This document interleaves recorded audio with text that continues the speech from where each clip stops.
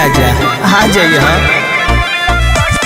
हटी के पियवा हटी ना पहली के ममिला पटी ना 2-3 तारीख के टाइम बाबा तार के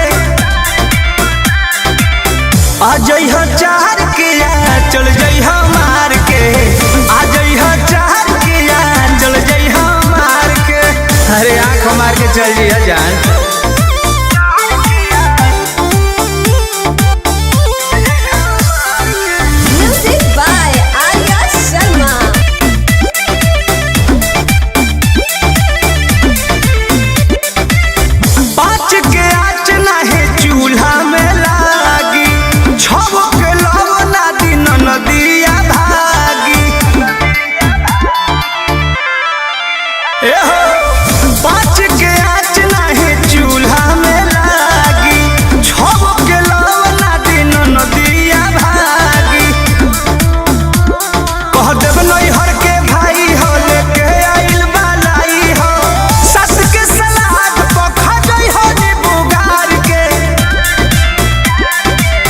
आ जाइए 4 के चल जाइए मार के आ जाइए 4 के चल जाइए मार के।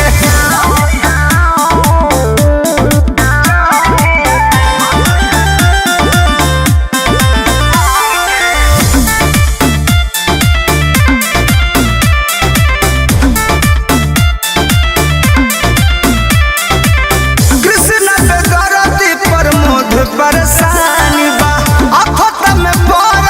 हमरो जवानी बा। हाँ कृष्ण पे दर्दी पर मोध परेशानी बा आफत में पड़ल हमरो जवानी बा। एमे बहुत भारी रिक्स बा बाकी मिलनवा फिक्स बा। चंदन बियाहुत रही तू संभाल के आ जाइए 4 के चल जाइए मार के आ जाइए 4 के चल जाइए मार के। अरे आँख बढ़िया से सेक ली है आओ।